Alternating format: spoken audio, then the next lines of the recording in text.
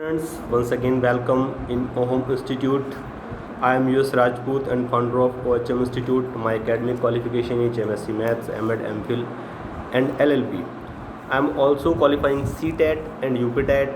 I am guiding post UPSC CSC from last 8 years. Now I am teaching political science and international relations.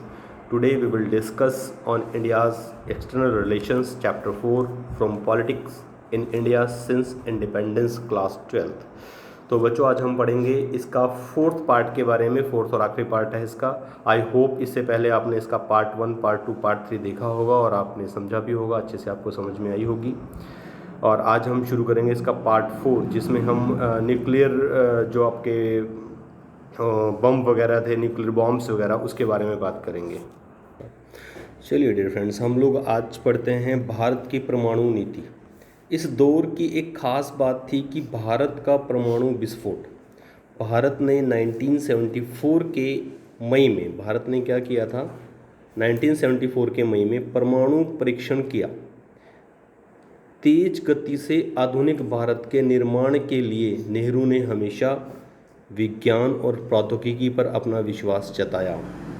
Nehru की औद्योगिकरण की नीति का एक महत्वपूर्ण घटक परमाणु कार्यक्रम था। इसकी शुरुआत 1940 के अंतिम सालों में होमी जहांगीर भाभा के निर्देशन में हो चुकी थी। भारत शांतिपूर्ण उद्देश्यों में इस्तेमाल के लिए अणु ऊर्जा चाहता था। अब यहाँ हम बात करें तो 1974 के मई मंथ में क्या हुआ? भारत ने अपना परमाणु परीक्षण किया। तेज गति से जो आधुनिक भारत का था वो निर्माण, आपको पता है इंडिपेंडेंसी के बाद भारत ने क्या किया? बहुत तेज़ी से अपने इकोनॉमिकल डेवलपमेंट की तरफ फोकस किया और साथ में देश को जो पॉवर्टी थी देश में उसको ख़त्म करने के लिए बहुत तेज़ी से कोशिश की। जो हमारी सरकार आई वो भी इस बात के लिए वचनबद्ध थी कि हम अपने देश का जो इकोनॉमिकल डेवलपमेंट है और जो पॉवर्टी है उसको ख़त्म करने में एक बहुत बड़ा रोल प्ले करेंगे। हमारा मेन फोकस यही होगा। अगर हम बात करें परमाणु नीति की, तो नेहरू जी की औद्योगिकरण की नीति का एक महत्वपूर्ण घटक जो था वो परमाणु कार्यक्रम भी था। वो न्यूक्लियर प्रोग्राम्स में बिलीव करते थे नेहरू जी। और 1940 देश आज़ाद होने से पहले 1940 में जो उसका लास्ट अंतिम साल चल रहा था, आपको याद होगा 1940 का दौर, वो दौर था सेकेंड वर्ल्ड वार का, 1939 टू 1945, जब दुनिया द्वितीय विश्व युद्ध से जूझ रही थी। और 45 में पहली बार न्यूक्लियर बॉम्ब का जो यूज़ है वो हिरोशिमा और नागासाकी पर, जो जापान के 2 शहर हैं, वहाँ पे किया गया। तो जो हमारे होमी जहांगीर भाभा थे उनके निर्देशन में 1940 के दशक में ही जो परमाणु कार्यक्रम था उसकी शुरुआत इंडिया में हो चुकी थी। लेकिन भारत इसलिए नहीं चाहता था बम कि वो किसी को नुकसान पहुंचाए। भारत बम इसलिए चाहता था कि वो शांति व्यवस्था को कायम कर सके और मोस्ट इम्पॉर्टेंट क्या था कि वो अपने देश को सुरक्षित रख सके। जब अपने देश में परमाणु बम होगा, उनके पास परमाणु पावर होगी, तो वो शांति व्यवस्था कायम रख पाएंगे और दूसरे देश जो हैं उनको रोक पाएंगे मनमानी करने से। नेहरू परमाणु हथियारों के खिलाफ थे। उन्होंने महाशक्ति पर व्यापक परमाणु निशस्त्रीकरण पर जोर डाला। यहाँ पर एक वर्ड है निशस्त्रीकरण। निशस्त्रीकरण का जो मीनिंग है वो क्या है? शस्त्र हटा देना, शस्त्रों के साथ बात ना करना। उनके जो परमाणु बम थे, जो न्यूक्लियर बॉम्ब थे या न्यूक्लियर वेपन्स की बात करें तो उनको हटा, उनको ख़त्म कर देना, निशस्त्रीकरण कर देना। बहरहाल अगर हम आगे चलें तो आगे बात करते हैं। बहरहाल परमाणु आयुधों में बढ़ोतरी होती रही। आयुध होते हैं न्यूक्लियर वेपन्स, और उनमें जो बढ़ोतरी है वो होती रही। हालांकि जो इंटरनेशनली इस बात पर चर्चा भी होती रही कि जो न्यूक्लियर बॉम्ब्स हैं वो कहीं ना कहीं हार्मफुल होंगे। अभी एक क्वेश्चन यहाँ पे राइज होता है कि सर इंडिया में आज की डेट में कितने न्यूक्लियर पावर प्लांट्स हैं या कितने जो हमारे न्यूक्लियर बनाने वाले, बॉम्ब बनाने वाले जो संस्थाएं हैं वो हैं, संगठन हैं वो हैं। तो इसके बारे में मैं आपको एक इसके बाद में फ्लैश करके बताता हूँ कि वो कितनी हैं और कैसे हैं। साम्यवादी शासन, जो वहाँ की कम्युनिस्ट सरकार थी चाइना में, साम्यवादी शासन ने 1964 के अक्टूबर में परमाणु परीक्षण किया। 1964 में चाइना जो है वो अपना न्यूक्लियर बॉम्ब का जो परीक्षण है वो कर चुका था। अणुशक्ति संपन्न बिरादरी यानी कि संयुक्त राज्य अमेरिका, सोवियत संघ, ब्रिटेन, फ्रांस और चीन ने भी संयुक्त राष्ट्र संघ की सुरक्षा परिषद के 27 सदस्य भी थे। अब यहाँ पर एक क्वेश्चन और भी अराइज हो गया कि सर ये कौन थे अणुशक्ति संपन्न देश। ये देश थे संयुक्त राज्य अमेरिका, जिसे आप यूएसए के नाम से जानते हैं, सोवियत संघ जिसे यूएसएसआर के नाम से उस वक्त जाना जाता था, पर आज ये रूस के नाम से जाना जाता है क्योंकि यूएसएसआर 1990 में ख़त्म हो गया था। ब्रिटेन, फ्रांस और चीन। जो संयुक्त राष्ट्र संघ सुरक्षा परिषद, अगर संयुक्त राष्ट्र सुरक्षा परिषद यूएनएससी की बात करें तो जो यूएनओ का एक पार्ट है और जो इंटरनेशनल जो सिक्योरिटी है उसमें डील करता है।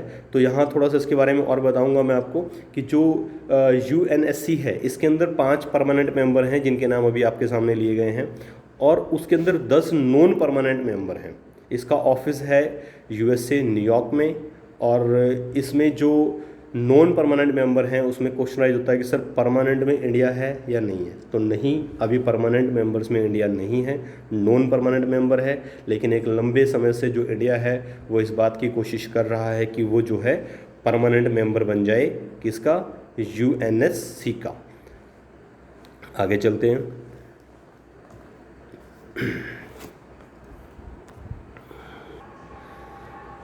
दुनिया के अन्य देशों पर 1968 की परमाणु अप्रसार संधि, यहाँ पर एक और आपके लिए वर्ड आ गया, परमाणु अप्रसार संधि। इसका मतलब क्या है?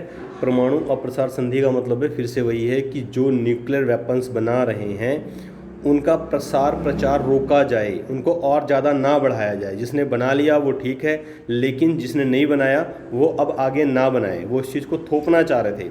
लेकिन भारत ने क्या कहा? भारत ने कहा कि भाई जो आप ये बात कर रहे हैं ना इस संधि के माध्यम से परमाणु अप्रसार, ये भेदभावपूर्ण है। क्यों भेदभावपूर्ण है भाई? क्योंकि चाइना ने, यूएसए ने, सोवियत संघ ने, ब्रिटेन ने, फ्रांस ने, इन्होंने तो बना लिए और ये हमेशा अपने परमाणु बम से हमें देते रहेंगे धमकी और हम डरे रहेंगे। मतलब जिसके पास परमाणु बम नहीं है उसको कहना कि आप इसके प्रचार को रोको। अगर ऐसा कहना है तो सबसे पहले आप निशस्त्रीकरण की बात करो ना, कि आप जितने देश हैं सभी के परमाणु हथियार खत्म कर दो, फिर तो आपकी बात सही है कि हम परमाणु अप्रसार संधि को मान लेंगे। भारत ने कहा नहीं भाई, अगर आप नहीं खत्म करते तो ये जो है ये भेदभावपूर्ण है और हम इसे नहीं मानते और हम इस पे नहीं करेंगे क्या, सिग्नेचर। नेहरू जी ने कर दिया मना कि हम इस परमाणु अप्रसार संधि पर सिग्नेचर नहीं करेंगे। भारत ने जब अपना पहला परमाणु परीक्षण किया तो इसे उसने शांतिपूर्ण परीक्षण करार दिया। तो उसने कहा कि हमने तो शांति व्यवस्था बनाए रखने के लिए अपना परीक्षण किया है। भारत का कहना था कि वह अणु शक्ति में सिर्फ शांतिपूर्ण उद्देश्यों के इस्तेमाल के लिए ही जो अपना परमाणु परीक्षण वो कर रहा है। और उसने ये भी कहा कि वो इसका इस्तेमाल कभी भी जो है लोगों से लड़ने के लिए नहीं करेगा। अपनी नीति के प्रति वो संकल्प था कि वो सिर्फ शांतिपूर्ण उद्देश्यों के लिए ही परमाणु का इस्तेमाल करेगा। जिस वक्त परमाणु परीक्षण किया, न्यूक्लियर परीक्षण किया गया, वह दौर घरेलू राजनीति के लिहाज से बड़ा कठिन था। सुनिए, 1973 का टाइम था जब अरब और इजराइल में युद्ध हुआ। और जब अरब और इजराइल में युद्ध हुआ तो जो पूरा विश्व था वो तेल के लिए उसमें हाहाकार मच गई। क्यों मच गई भाई तेल के लिए हाहाकार? क्योंकि जो आपका अरब है वो जाना जाता है किसके लिए? कच्चे तेल के लिए। अरब से कच्चे तेल जो हैं वो लगभग विश्व के सभी देशों में सप्लाई किए जाते हैं। तो जब वहाँ चल गया युद्ध तो वहाँ से कच्चा तेल आना हो गया बंद और दुनिया में मच गया एक हाहाकार। और अगर हुआ अरब इजराइल में युद्ध और तेल में दिक्कतें आई तो आप समझिए अरब राष्ट्रों ने तेल के दामों में भी वृद्धि कर दी। बढ़ने भाई, युद्ध हो रहा है, खर्चा हो रहा है, तो तेल के दाम तो बढ़ेंगे क्योंकि उनके पास यही एक सबसे बड़ा नेचुरल रिसोर्स है जिसको पूरी दुनिया को दे करके अपना सर्वाइवल निकालते हैं। भारत इस वजह से आर्थिक समस्याओं से घिर गया। अब क्वेश्चन राइज हुआ, सर संकट अरब में आया, युद्ध इजराइल अरब का था, भारत क्यों गिर गया? बिल्कुल भाई, एक दूसरे से इंटरनेशनल रिलेशन है हमारे, ग्लोबलाइजेशन की बात करते हैं हम लोग, और हम जो तेल लेते थे वो अरब से ही लेते थे उस टाइम पर। तो इसकी वजह से भारत में भी आर्थिक संकट आने पड़ा क्योंकि उसने अपने तेल की कीमतें बढ़ा ली। भारत की मुद्रास्फीति बहुत ज़्यादा बढ़ गई। जैसे कि आप छठे अध्याय में पढ़ेंगे, इस देश में कई आंदोलन चल रहे थे और इसी समय देशव्यापी हड़ताल भी हुई। तो आप देखिए कि जो मुद्रास्फीति थी हमारी, जो प्राइसेस थे, इंग्लिश में बोले तो इन्फ्लेशन कहलाता है, वो काफ़ी हाइक कर गया। मुद्रास्फीति का मतलब है बढ़ जाना, जो प्राइस है वो हाइक कर जाना। अब अगर पेट्रोल और डीजल की कीमत बढ़ेगी तो सबसे पहले महंगाई दर बढ़ेगी, क्योंकि सभी चीज़ें इनडायरेक्टली और डायरेक्टली पेट्रोल और डीजल के साथ लिंक करती हैं, क्योंकि ट्रांसपोर्टेशन जो है वो गाड़ियों के द्वारा होता है और वो गाड़ियाँ तभी चलती हैं जब डीजल और पेट्रोल उनमें होता है। तो अगर इनके प्राइस हाइक करेंगे तो ऑब्वियसली जो मार्केट है वो हाइक करेगी और महंगाई जो है वो हर चीज़ में बढ़ेगी। चलिए अगली स्लाइड पे चलते हैं। हालांकि राजनीतिक दलों के बीच नीति के बारे में छोटे मोटे मतभेद जरूर हैं, विदेश नीति के बारे में, लेकिन भारतीय राजनीति में विभिन्न दलों के बीच राष्ट्रीय अखंडता, राष्ट्रीय अंतर्राष्ट्रीय सीमा रेखा, सुरक्षा, सिक्योरिटी हित आदि को लेकर के व्यापक सहमत है। इस कारण हम देखते हैं कि 1962-71 के बीच जब भारत में 3 युद्धों का सामना किया, इसके बाद के समय में भी जब समय पर कई पार्टियों ने सरकार बनाई, विदेश नीति की भूमिका पार्टी की राजनीतिक में बड़ी सीमित रही। आप ये देखें कि भले ही जो हमारी पॉलिटिकल पार्टीज़ हैं वो एक दूसरे की टांग खींचने में लगी रहती हैं कि इन्होंने डेवलपमेंट नहीं किया, इन्होंने ये घोटाला कर दिया, इन्होंने ऐसे कर दिया, एक दूसरे की वो टांग खींचती रहती है। लेकिन बावजूद इसके जब आप विदेश नीति की बात करते हैं, जब आप राष्ट्रीय एकता की बात करते हैं, नेशनल इंटीग्रेशन की बात करते हैं, इंटरनेशनल बॉर्डर की बात करते हैं, देश की सुरक्षा की बात करते हैं, इंटरनेशनल बॉर्डर की सिक्योरिटी की बात करते हैं, तो भाई वहाँ पूरा देश हो जाता है एक। वहाँ ना तो पॉलिटिकल पार्टियाँ रहती हैं और ना ही रहता है कोई दूसरा नेशन या दूसरा कास्टिज्म या किसी भी तरह का। वहाँ हमारा एक बहुत पुराना था कि हिंदू, मुस्लिम, सिख, ईसाई आपस में सब भाई भाई। इसमें सारी पॉलिटिकल पार्टियाँ, सारे राजनीतिक संगठन, सभी लोग एक होकर के फिर अपने देश को, भारत माता जो हमारा जो देश है, इसको बचाने के लिए भारत माता की जय के नारे के साथ कूद पड़ते हैं। तो इसीलिए जो विदेश नीतियों की भूमिका रही थी वो पार्टियों के लिए बड़ी सीमित रही, लेकिन जब यहाँ मामला आता है तो हम एकदम से तैयार हो जाते हैं। कुछ आगे की बात करते हैं, परमाणु कार्यक्रम में भारत ने क्या और कैसे किया। कुछ आगे की भारत की परमाणु कार्यक्रम। भारत ने परमाणु अप्रसार के लक्ष्य को ध्यान में रखकर की गई संधियों का विरोध किया, क्योंकि ये संधियाँ उन्हीं देशों पर लागू होने को थी जो परमाणु शक्ति से हीन थे। मैंने आपको भी बताया कि जो परमाणु अप्रसार संधि पर भारत ने सिग्नेचर करने से मना कर दिया था, उसका सबसे बड़ा कारण यही था कि वो कहता था भाई ये हीन देशों के लिए बना रहे हो आप, उनके लिए भी बनाओ जो ऑलरेडी बना चुके हैं परमाणु बम। इन संधियों के द्वारा परमाणु हथियारों से लैस देशों की जमात के परमाणु शक्ति पर एकाधिकार की वैधता दी जा रही थी। इसी कारण 1995 में जब परमाणु अप्रसार संधि की अनियत काल के लिए बढ़ा दी गई तो भारत सरकार ने इसका विरोध किया। पहले तो परमाणु शक्ति उन्होंने बोला कि संधि करो, फिर बाद में उन्होंने कह दिया कि इसको अनियमित काल के लिए बढ़ाई जाती है, इसका कोई टाइम नहीं है, इसको ख़त्म करने का या बंद करने का, ये चलती रहेगी। भारत ने क्या विरोध, कहता नहीं भाई, जिनके पास जो परमाणु शक्ति आ चुकी है उनका तो एकाधिकार हो जाएगा, यहाँ पर वो बिल्कुल सुप्रीम पावर की तरह काम करेंगे। और उसने व्यापक परमाणु परीक्षण प्रतिबंध संधि, कॉम्प्रिहेंसिव टेस्ट बैन ट्रीटी, आपने सिट्टी बिट्टी सुना होगा, सिट्टी बिट्टी गोल हो गई, ठीक है, लेकिन यहाँ सिट्टी बिट्टी कुछ और है। और सिट्टी बिट्टी है जो परमाणु परीक्षण प्रतिबंध था उसको कहा गया है, और इसकी फुल फॉर्म है कॉम्प्रिहेंसिव टेस्ट बैन ट्रीटी। इन्होंने कहा कि भाई परमाणु परीक्षण किए जाएं बंद, अब कोई भी विश्व में कोई भी देश नहीं करेगा न्यूक्लियर बॉम्ब का परीक्षण। तो ये उन्होंने 1996 में लेकर आए थे इसको, सिट्टी बिट्टी को, ये लोग। तो भारत ने इस पर भी हस्ताक्षर करने से कर दिया था मना। भारत ने 1998 के मई में परमाणु परीक्षण किए और यह जताया कि उसके पास सैन्य उद्देश्यों के लिए अणु शक्ति को इस्तेमाल में लाने की क्षमता है। इसके तुरंत बाद पाकिस्तान ने भी परमाणु परीक्षण किया।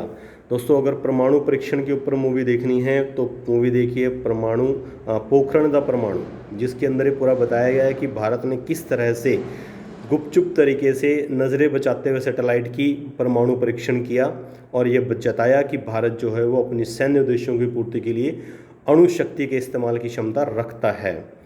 और इसका जो श्रेय जाता है वो जाता है हमारे पूर्व राष्ट्रपति एंड मिसाइल मैन कहे जाने वाले डॉक्टर APJ अब्दुल कलाम को। इससे क्षेत्र में परमाणु युद्ध की आशंका को बल मिला। अब देखो, पाकिस्तान ने भी परमाणु परीक्षण कर लिया और भारत ने भी कर लिया। बॉर्डर विवाद इनका जब से जन्म हुआ तब से चल रहा है। दोनों के पास आ गई शक्तियाँ, तो इससे एक चीज़ को तो बल मिलेगा कि भाई अब युद्ध की संभावनाएं ज़्यादा हो सकती हैं जिसमें परमाणु हथियार इस्तेमाल किए जाएं, ये बताने के लिए कि मैं ज़्यादा ताकतवर हूँ। लेकिन ऐसा हुआ नहीं आज तक। बिरादरी भारतीय उपमहाद्वीप में हुए इस परमाणु परीक्षण को लेकर के बहुत नाराज थी। कौन सी बिरादरी? अंतर्राष्ट्रीय, इंटरनेशनल। भारत तथा पाकिस्तान दोनों पर कुछ प्रतिबंध लगाए, जिसके बाद जिन्हें बाद में हटा भी लिया गया। भारत की परमाणु नीति के सैद्धांतिक तौर पर यह बात स्वीकार की गई है कि भारत अपनी रक्षा के लिए परमाणु हथियार रखेगा, लेकिन इन हथियारों का प्रयोग पहले नहीं करेगा। इस बात पर ध्यान दें। भारत आज भी इस बात की बात करता है कि विदेश नीति के तहत भारत ने जो बात करी, अपने परमाणु नीति तो बना ली और सैद्धांतिक तौर पर परमाणु हथियार रख भी लिए, लेकिन उसने एक प्रॉमिस किया है। हाल ही में उसने पाकिस्तान के साथ जब बात चल रही थी या विवाद चल रहा था पाकिस्तान और चाइना के साथ, तब भी हमारे प्रधानमंत्री साहब ने एक बात बड़ी क्लियर कही थी, भारत पहले परमाणु का प्रयोग नहीं करेगा और करना भी नहीं चाहिए किसी भी देश को पहले परमाणु का उपयोग, क्योंकि परमाणु बम अगर एक बार चल गया तो वो एक नहीं कई देशों को तबाह कर देगा। तो भारत ने ये पहले दिन से कमिटमेंट किया हुआ है कि हम पहले परमाणु बल का प्रयोग नहीं करेंगे। भारत की परमाणु नीति में यह बात दोहराई गई कि भारत वैश्विक स्तर पर लागू और भेदभावहीन परमाणु शस्त्रीकरण के प्रति वचनबद्ध है, ताकि परमाणु हथियारों से मुक्त विश्व की रचना हो सके। भारत ने शुरू से ये बात जरूर कही है कि भाई जो विश्व है ना, वो परमाणु मुक्त होना चाहिए। क्योंकि परमाणु बम का मतलब, अगर आप जापान के हिरोशिमा नागासाकी में जाकर देखें तो आज भी वहाँ के लोगों में, वहाँ जो परमाणु बम का हमला हुआ उसके जो डिसएडवांटेजेस थी वो देखने को मिल सकती हैं। लोग आज भी वहाँ उस चीज़ से उबर नहीं पाए हैं। तो ऐसे में अगर परमाणु बम किसी भी देश ने इस्तेमाल किया तो पूरे के पूरे विश्व को एक बड़ा खतरा होगा। तो भारत शुरू से परमाणु निशस्त्रीकरण की तो बात करता है और वचनबद्ध भी है, ताकि परमाणु हथियारों को जो है वो विश्व से मुक्त किया जा सके। लेकिन वो कहता है ऐसा नहीं है भाई कि तुम परमाणु हथियार रखो और हमें कहो कि आप निशस्त्रीकरण कर लो, हमें कहो कि आप प्रचार प्रसार ना करो, तो ऐसा नहीं होगा। ठीक है, तो ये थी भारत की परमाणु नीति। और यहाँ से हम एक चीज़ और पढ़ेंगे कि भारत में परमाणु के हिसाब से जो आपका न्यूक्लियर था उसके अकॉर्डिंग कितने अनुसंधान है, रिसर्च सेंटर हैं, या उसके बाद कितने पावर प्लांट लगाए गए हैं। मैं आपको कुछ स्लाइड के माध्यम से ये दिखाता हूँ कि भारत में कितने अनुसंधान और पावर प्लांट हैं। तो ये एक कटिंग है छोटी सी। 1954 में देश में हुई पहले न्यूक्लियर रिसर्च सेंटर की स्थापना। तो आप ये देख पा रहे हैं यहाँ पे कि देश में जो पहला न्यूक्लियर रिसर्च सेंटर था वो एस्टेब्लिश्ड किया गया। भारत में परमाणु ऊर्जा को शांतिपूर्ण ढंग से उपयोग में लाने संबंधी नीतियों को बनाने के लिए 1948 में परमाणु ऊर्जा आयोग की स्थापना की गई और इन नीतियों को निष्पादित करने के लिए 1954 में परमाणु ऊर्जा विभाग की स्थापना की गई। इसके बाद परमाणु ऊर्जा विभाग ने 3 जनवरी 1954 को देश के पहले न्यूक्लियर रिसर्च सेंटर परमाणु ऊर्जा संस्थान AEET की स्थापना महाराष्ट्र के मुंबई के पास ट्राम्बे में की। बाद में AEET का नाम बदलकर भाभा परमाणु अनुसंधान केंद्र रखा गया। आपको बताऊं थोड़ा सा इसमें कि जो भाभा साहब से उनकी मृत्यु पर विमान दुर्घटना में उनकी मृत्यु हो गई थी, तो उनको डेवोट करने के लिए जो ये इसका नाम था वो बदल करके भाभा परमाणु अनुसंधान केंद्र रख दिया गया। भाभा अनुसंधान केंद्र भारत सरकार के परमाणु ऊर्जा विभाग के अंतर्गत नाभिकीय विज्ञान अभियंत्रण एवं अन्य संबंधित क्षेत्रों की बहुविषयी नाभिकीय अनुसंधान केंद्र है। आगे देखते हैं। एक मानचित्र के माध्यम से समझते हैं कि देश में कितने ऑपरेशनल न्यूक्लियर पावर प्लांट्स हैं या कितने अंडर कंस्ट्रक्शन हैं। थोड़ा सा ओवरव्यू आप इसमें ले सकते हैं। देखिए जो गोरखपुर है वहाँ पर अभी अंडर कंस्ट्रक्शन है, जबकि दिल्ली में अभी स्टार लगा हुआ है। नारोरा की बात करें तो वहाँ आपका ऑलरेडी पावर प्लांट है। राजस्थान में पावर प्लांट है, ककरापर में है। तारापुर की बात करें तो तारापुर जो है वो पहला ऐसा न्यूक्लियर पावर प्लांट है भारत का। अगर पहले न्यूक्लियर पावर प्लांट की बात आती है तो हम तारापुर का नाम लेते हैं उसके अंदर। और कैगा है और आपका यहाँ पे मद्रास में है। तो ये ऑपरेशनल हैं, ऑलरेडी चल रहे हैं। और जहाँ पर आपका भी येलो कलर का डॉट दिख रहा है ये अभी अंडर कंस्ट्रक्शन है। अगर हम बात करते हैं कि कुल हमारे पास कितने अनुसंधान केंद्र हैं, तो हम बेसिकली जो हमारे पास परमाणु ऊर्जा विभाग की बात करें तो यहाँ पर हमारे पास 5 अनुसंधान केंद्र हैं। पहला आपके पास है भाभा परमाणु अनुसंधान केंद्र, महाराष्ट्र में है, जो मुंबई के महाराष्ट्र में है। इंदिरा गांधी परमाणु अनुसंधान केंद्र कलपक्कम तमिलनाडु में है। कैट उन्नत तकनीकी केंद्र इंदौर में है। वेरिएबल एनर्जी साइक्लोट्रॉन केंद्र कोलकाता में है। परमाणु पदार्थ अन्वेषण और अनुसंधान निदेशालय हैदराबाद में है। तो मोस्टली इन 5 को जो है लिया जाता है अनुसंधान केंद्र में। अगर हम पावर प्लांट्स की बात करें कि कितने पावर प्लांट्स हैं, तो वर्तमान में भारत में कुल 22 परमाणु ऊर्जा संयंत्र हैं, जहां पर 6780 मेगावाट जो इलेक्ट्रिसिटी है वो प्रोड्यूस की जाती है। एंड आगे चलते हैं हम लोग, तो आगे हम देखते हैं कि जो आपका विश्व के बदलते समीकरण, जैसा कि आप इस किताब के 6 और 9वें अध्याय में पढ़ेंगे, 1977 के बाद देश में कई गैर कांग्रेसी सरकारें बनी। इस दौर में विश्व राजनीति में नाटकीय बदलाव आए। इनका भारत के विदेशी संबंधों पर क्या असर पड़ा? 1977 में जनता पार्टी की सरकार बनी थी। इस सरकार ने घोषणा की कि सच्ची गुटनिरपेक्ष नीति का पालन वो लोग करेंगे। इसका आशय यह था कि विदेश नीति में सोवियत संघ के प्रति जो आया झुकाव है उसे ख़त्म किया जाएगा। देखिए, आपने पढ़ा था कि 3 जो हैं यूएसए, यूएसएसआर और गुटनिरपेक्ष था, तो भारत ने कहा हम गुटनिरपेक्ष अपनाएंगे। लेकिन आपने बीच के टाइम में देखा कि जो पाकिस्तान था वो चला गया अमेरिका की तरफ, चाइना की तरफ, तो ऑब्वियसली भारत ने यूएसएस की तरफ अपना रुख कर लिया, सोवियत संघ की तरफ कर लिया। तो जो सरकारें बाद में चेंज होकर आई, उन्होंने कहा कि हम जो है पूरी तरह से गुटनिरपेक्ष बनेंगे और हम सोवियत संघ की तरफ अपना झुकाव जो है वो ख़त्म करेंगे। इसके बाद की जो सरकार, सभी सरकारों ने, कांग्रेस हो या गैर कांग्रेसी हो, चीन के साथ बेहतर संबंध बनाने, अमेरिका के साथ नज़दीकी रिश्ते बनाने की पहल की।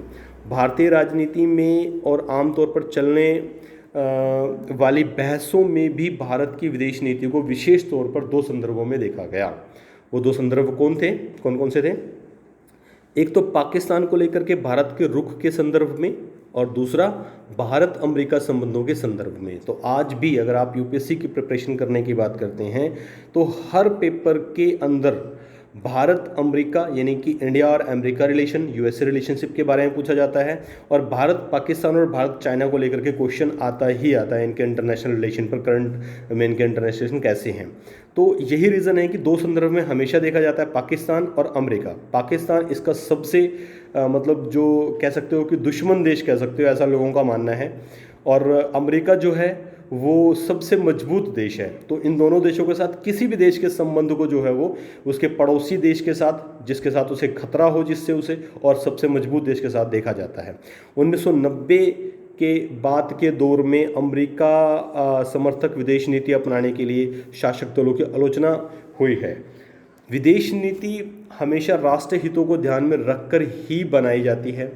रूस लगातार भारत से एक महत्वपूर्ण मैत्री बना हुआ है, लेकिन 1990 के बाद रूस का अंतर्राष्ट्रीय महत्व खत्म हो गया। बहुत बड़ा क्वेश्चन भाई, क्यों खत्म हो गया? यूएसएसआर ही खत्म हो गया। 1990 में जो दूसरी महाशक्ति, जिसे वार्सा पैक्ट के माध्यम से भी जाना जाता था और जिसका रूस हेड था, यूएसएसआर, सोवियत संघ, वो हो गया ख़त्म। और अगर वो हो गया ख़त्म तो रूस का जो अंतर्राष्ट्रीय तबका था, जो रुतबा था, वो हो गया ख़त्म या हो गया कम। इस कारण भारत की विदेश नीति में अमेरिका समर्थक रणनीतियाँ अपनाई गई। इसके अतिरिक्त मौजूदा अंतर्राष्ट्रीय परिवेश में सैन्य हितों की बजाय आर्थिक हितों पर जोर ज़्यादा दिया गया। इसका भी असर भारत की राजनीति, विदेशी नीति में अपनाए गए विकल्पों पर पड़ा। इसके साथ साथ इस अवधि में भारत पाक संबंधों में भी कई बड़ी जो नई बातें थी वो जुड़ी। कश्मीर दोनों देशों के बीच मुख्य मसले के तौर पर कायम है, आज भी कायम है, लेकिन संबंधों को सामान्य बनाने के लिए दोनों देशों ने कई प्रयास किए हैं। सांस्कृतिक आदान प्रदान, नागरिकों की एक दूसरे के देश में आवाजाही और पारस्परिक आर्थिक सहयोग देने की दोनों देशों ने बढ़ावा दिया है। क्या आप जानते हैं कि भारत और पाकिस्तान के बीच रेल और बस सेवा शुरुआत की गई है? यस, हम इस पर भी डिस्कस करते हैं। यह हाल के समय की सबसे बड़ी उपलब्धि है। बहरहाल इन सारे प्रयासों के बावजूद 1999 में भारत और पाकिस्तान के बीच युद्ध हुआ, जिसे कारगिल युद्ध के नाम से जाना जाता है।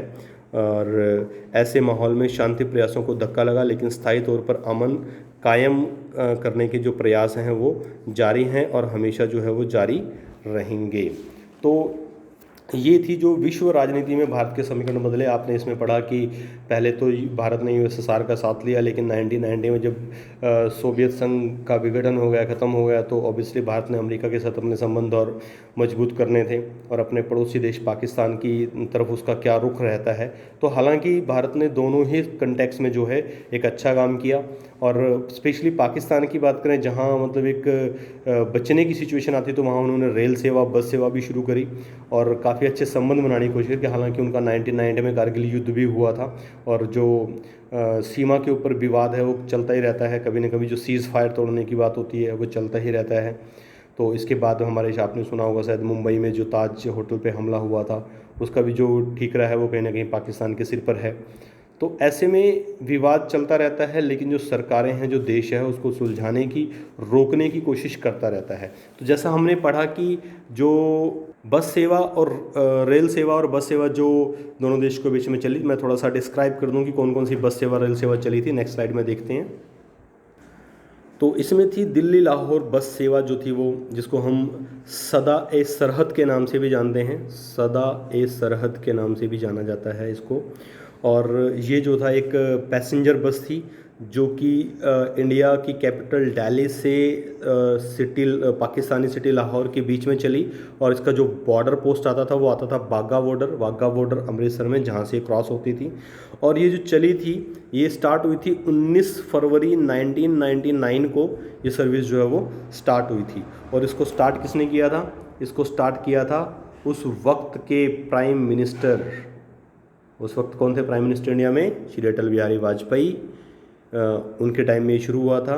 और उधर जो पाकिस्तानी थे उनकी तरफ से नवाज शरीफ एट बागा बॉर्डर पे इन दोनों लोगों ने जो है मिल करके इसको शुरू किया। In August 2019 Pakistan decided to stop the service in the wake up of the India revoking Jammu Kashmir special status. तो यहाँ मैं आपको डिस्क्राइब कर दूँ कि आर्टिकल 370 जो जम्मू कश्मीर से हटाया गया था, वो हटाया गया था 5 अगस्त 2019 को। राज्यसभा में ये आर्टिकल पास हो गया था।